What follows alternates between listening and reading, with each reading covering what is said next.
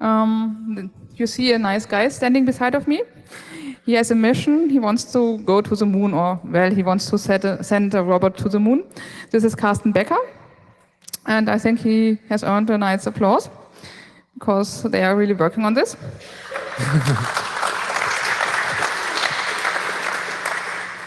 And he now wants to say something about that it may be a good idea to test things and not only the software, because it may be a good idea to know how you can free the robot if it is struck somewhere before it is on the moon. Have fun. Thanks. Moin, everyone. I'm Carsten from the team Part-Time Scientist. We're a bunch of people that want to send a rover to the moon, and we have been working on this mission for like 5 years now. So just 4 years ago, when we went to the CCC camp, we had our little rover and our R2 rover, and now we have been progressed further. We have now a bigger one and pretty cool one. But what I want to talk about today is actually how do you test the rover? You know, how do you not just test the components of the rover, but how do you do a more thorough test of all the components involved?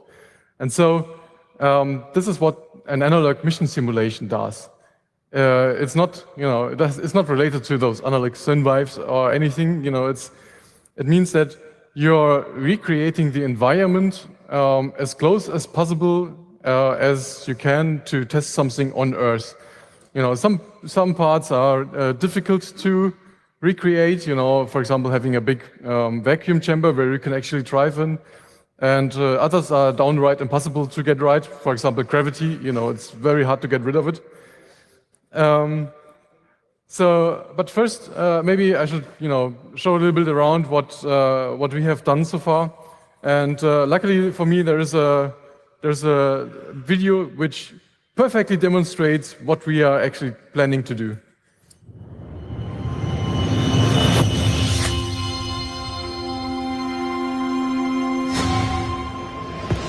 A trip to the moon is not easy. First, the enormous gravitation of Earth has to be overcome.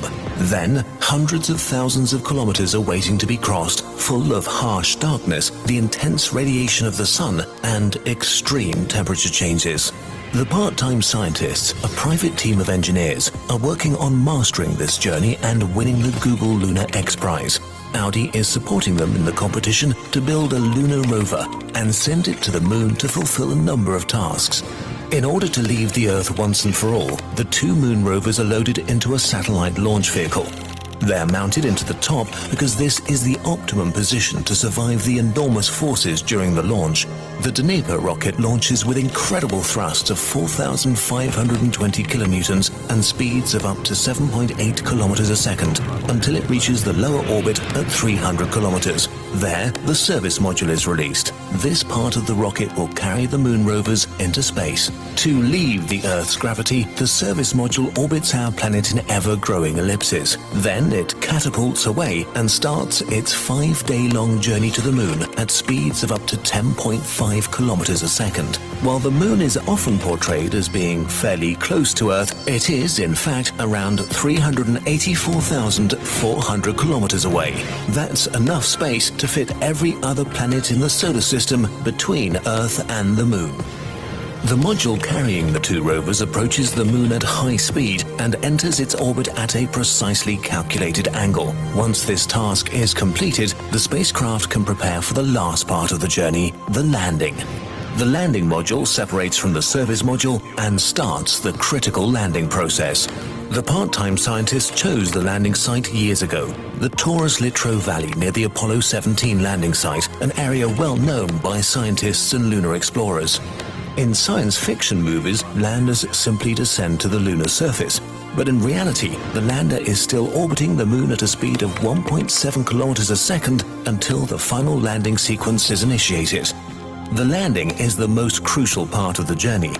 While slowly descending, precisely calculated rocket thrusts slow the lander down as it approaches its final landing site.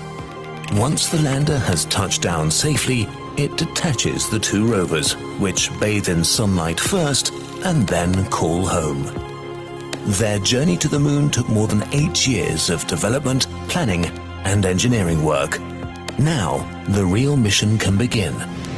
But what will the rovers do on the moon, and what are the challenges on Earth's ancient satellite? We'll explore this in more detail in our next episode.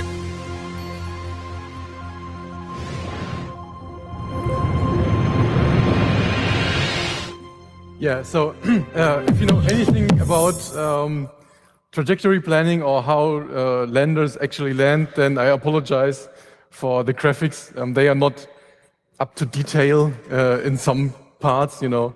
But I think it's a good visualization. It's a good visualization of how we are going to approach the moon. And some of the things that changed since our presentation at 31st, 31 C3, we have won the Milestone Prize Award that we were talking about back in December. So that gave us like 750K US dollars. So that's pretty neat. But this talk is about the Analogue mission simulation. And when you're landing on the moon, there are many things you have to do. So there are many phases involved. You know, there's, for example, the pre-flight phase where you have to make sure that you're fueling up the rocket, you're bringing it to the launch site, the payload to the launch site. The payload gets integrated into the rocket, and then eventually the flight starts. So we will be delivered to the low Earth orbit when we are flying with a NEPA, or a little bit further out when we are using another one. And then, you know, there is like 7 days of waiting. But eventually we'll come to the phase 2 where it's about to land. This will be very interesting. But it's also very hard the flight and the landing are also the one that are nearly impossible to recreate on Earth. So what follows is what we call the primary operations, which is the one where we can actually, you know, collect the 30 millions from Google, which is about driving 500 meters, sending back HD video. And then we will carry out, once we have collected the money and have done the party, then we will go on with regular science stuff, you know, like making experiments and do all the cool stuff. Yeah, eventually our mission will end probably with with arrival of the first lunar night, because the changes in temperature are so high that we don't expect our rover to survive. You know, it might react on the next moon day, with like, hey, I am still alive, but you know, there is only hope, not no guarantees. So yeah, and then the mission is over. So in an analog mission simulation, for example, for the primary operations, what you want to test is, for example, the operations that are happening once you've touched down. So there's the self-test of the rover where you make sure that everything is working as you expect, and then there is some deployment. As you saw, the rover are attached to the base of the lander, and so they're like bloop, dropping down. And then we make sure that all the communications are working, and eventually we will try 500 meters and send back HD video. This is something that you can actually test on Earth, and this is also what our friends of ÖVF, for example, are doing. They have done the MRD test of their space suit for Mars operations, and they do it always in some mountains where they can do some skiing, probably while they are doing this. I don't know. I actually wanted to have, you know, like a live chat with those guys wearing the suit, but unfortunately they just finished their test. So, well, this won't work, unfortunately. Usually we keep our engineers tightly, in a room with doing science stuff, but you know, occasionally we go on an adventure, you know, and this is how our analog mission simulation looks like. So what we want to test on an analog mission simulation is how can you actually traverse in an unknown terrain. You know, it's very easy when you're walking around behind the rover to see what it's doing, but it's another thing if you have no idea where it is. Also, we have those drop containers that could be deployed and some mission control that needs to work. And also, the old tests are actually about collecting plenty of data. So this is, for example, one of the sites where we did some testing, which is in Tenerife on the Teide Mountain. It's pretty cool because there is absolutely nothing man-made in this picture there. So that's except the people. So that's pretty cool. But to drive around with just the 2 cameras that you see in the rover is actually pretty tough, as we figured out. And so one of the changes that we are making for the next iteration of the rover is to have a camera sitting on the bottom of the rover so that we can see all 4 wheels. Because we found that it's very hard to decide what material actually provides enough slippage to drive and which is very loose material. And seeing the wheels helps the operator to decide what is a good situation and where he needs to do something more fancy.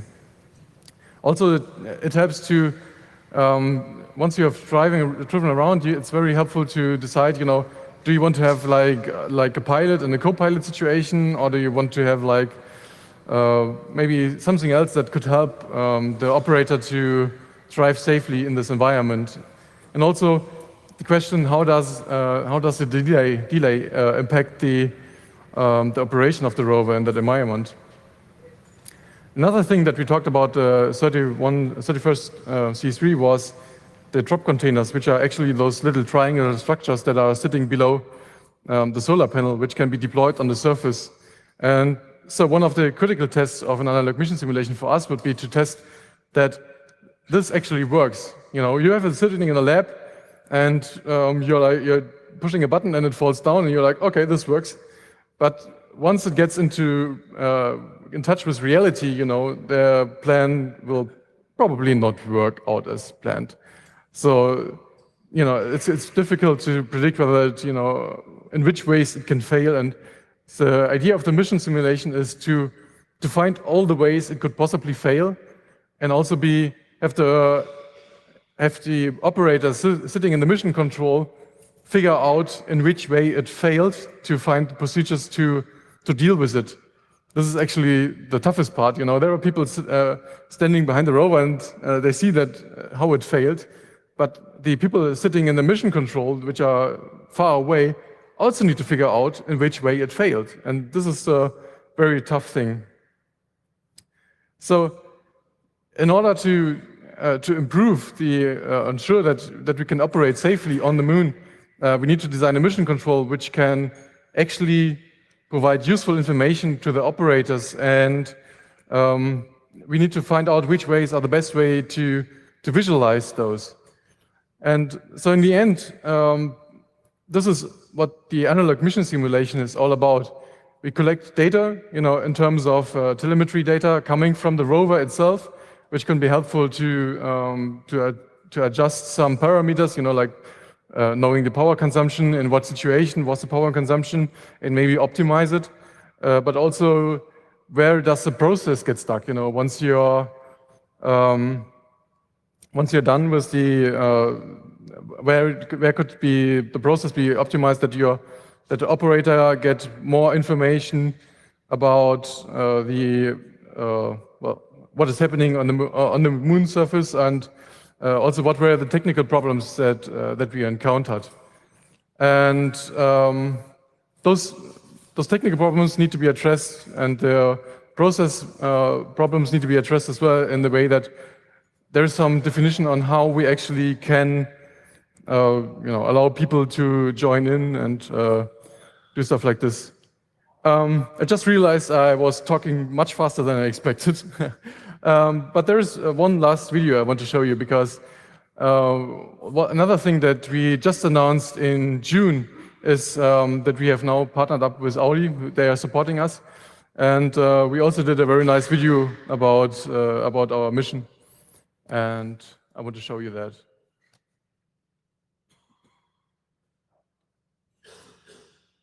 Ton?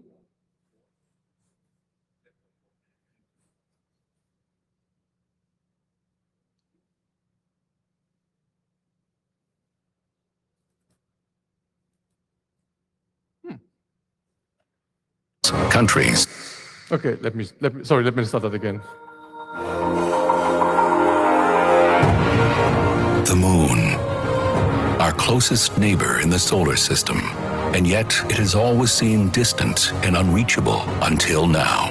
Now, a private team of engineers is working to change that forever. They come from different backgrounds, countries, and fields of expertise. But what unites them is true pioneering spirit and the will to try the impossible. Who are these guys? They are the part-time scientists, and they are full-time crazy. Audi engineers are supporting them to build and test the Audi Lunar Quattro to make it ready for the moon's challenges in the context of the Google Lunar X Prize. Together, we will take collaboration and teamwork further and reach for the stars. Wherever this mission may take us, together we are following the true meaning of Vorsprung durch Technik. Join the part-time scientists on their mission, the mission to the moon. Yeah, so you can visit that site. You can visit the site missiontothemoon.com. You will find some pretty cool information about our mission. It also gets updated frequently. So, for example, one of the things that we did test quite recently was the thermal environment. So we went to a test stand at Audi where you could actually put the rover into a really huge thermal chamber, and we looked at how the thermal how the outside temperature is affecting the rover itself, and how we made a bed that heats up to 120 degrees Celsius, and we also made sure that the power, the heat is dissipated in the ways that we anticipated to be dissipated. Oh wow, from the rover on the moon. So yeah, unfortunately, I was really way too quick because I did some miscalculation. But if you have any questions, feel free to ask. Yeah, thanks.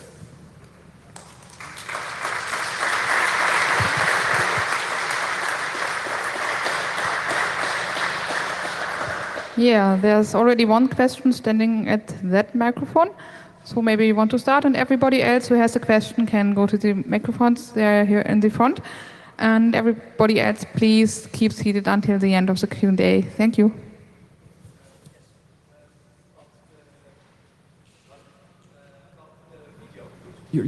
Hello. About the video, you want to stream high-definition video back to Earth before your rover breaks down due to temperature issues. Yeah. Is there also an orbiter around the moon then to actually relay that to Earth, or do you have another way of having enough energy to because it takes a lot of bandwidth? Do you have a plan for that? Yeah, well, the idea is to actually have the rover transmit the data either through the lander to Earth or through the rover itself. So the lander could act as a relay. Having a satellite in orbit doesn't make that much of a difference, because most of the time it's not visible, and so you can't use it as a relay. So the plan is to have the direct communication with Earth, which is preferably. And you can get, it's not that much data that you actually need to send down. So this is some of the things that we tested when we, for example, went to Tenerife, is how much data rate do you actually need, So there are some things that make life easier. For example, that everything is gray, except for the flag of the Apollo lander, Apollo landing, or something like this. And yeah, it's there's nothing except the rover moves. So this helps with a prediction for the H.264 algorithms. And so yeah, with 2 megabit, we already get a pretty decent picture. We currently try to squeeze out a little bit more quality of it. Yeah. Thank you. I think there's another question. Or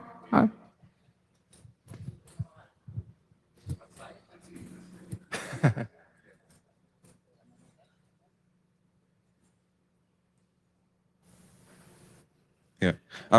Okay. I'm just asking. You're developing it or the rover with a very big car producer. So are you able to use any parts or modules or techniques of them? And then are you able to compare the test with tests they made, maybe with cars or something like that, or are you totally developing and from scratch and have to just work for your own test values? Well, it's very tough to compare our rover to a car, mostly because of the lacking gasoline engine.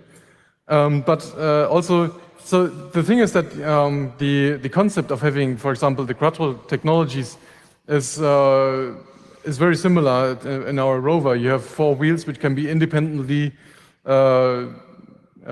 adjusted, and so we can take the technology that is in the quattro and put it into our rover, which is why it's called Audi Lunar Quattro. And also Audi is helping us to reduce weight. They have tremendous base of knowledge for reducing weight. And they also have amazing test sites where you can put the rover onto and do some tests. You know, some are more useful, some are less useful. Like the North Pole one's probably not that helpful, but you know, Sahara Desert or something like this is always very helpful. Okay, thanks. So yeah, in the end, the idea is that we are challenging the Audi engineers to think a bit out of the box. You know, this is not the ordinary project. It's a little bit like in the Formula One, where the engineers are developing technology that will not go into the car itself, but you know, thinking about the extremes makes it more interesting. Okay, thanks. Another question from that microphone, please. How are you going to test the rover for its stability against radiation? How are you going to test on Earth whether the rover will survive the radiation environment during the flight and on the moon?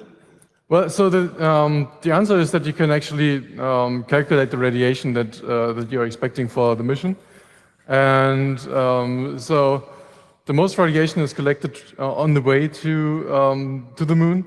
On the moon surface, you have just like 1 rad per day, which is like almost nothing, a little bit more than nothing, but yeah, it's not that much. And so the only thing you can do is you can actually you know, use a regular Cobalt 60 that you have laying around and put your electronics in front of it and see how it's affected by the total dose, and also go to particle accelerators and put it into the beam and see whether single event effects kick in.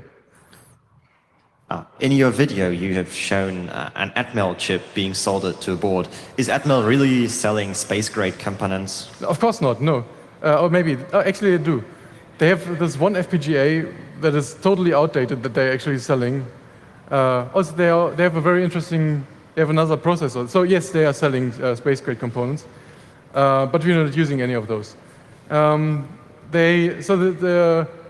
The thing is, we don't want to have, you know, space-qualified components. We just want to have components that work. And the way it is that we will develop our own PCBs, and then we do a full radiation test with those and see whether they fail or not. And it's actually, for example, if you have a very small, processors, then the chances that you will be affected by single event effects gets less and less, because the cross section of the bit is actually remained the same, but the die size got smaller and smaller. So the chances are getting better with new technologies for us.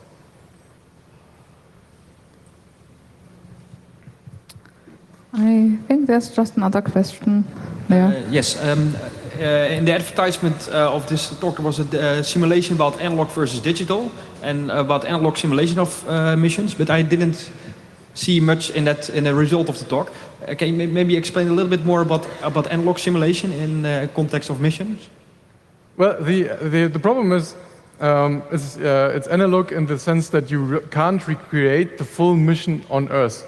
Mm-hmm. You know, it's impossible. You know, it's impossible to get 1/6 of gravity, and it's impossible to have the radiation environment, the thermal environment, and the gravitation and the surface with the magnetic field and static load, everything at once at the same time on Earth. And so what you're trying to achieve is to make something that is as close as you can get on Earth. For example, but the problem is, what you usually run to is that you're developing a component in your lab and it's working in the lab perfectly, but then you're putting it into the field and you're realizing that your solution has all kinds of problems. Some of them are technical ones, but others are, trivial ones. For example, that the drop container falls down perfectly when it's sitting on a desk because it's perfectly straight. And then you realize, okay, when the rover is standing a little uphill or there's a little twist, then in the rover chassis, then it might fail. And those are the kind of things that you want to catch with the analog mission simulation. This is you can't always go to Tenerife to do the testing, so those analog mission simulations are actually rather expensive. So you want to make sure that everything you do there is carefully prepared.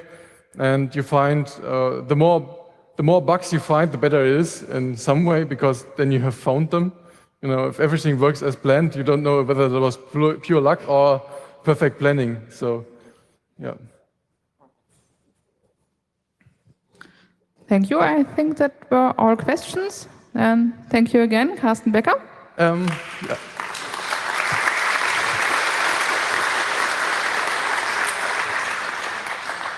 Just a short notice, so we are in the Space Village. There are some other cool space guys that you could meet. We are also making, some kind of... we are inviting everyone to be there at like 7 p.m. this evening. We have some drinks and some snacks, and yeah, you're welcome to get there, ask us questions, and have a chat with space guys. Thanks.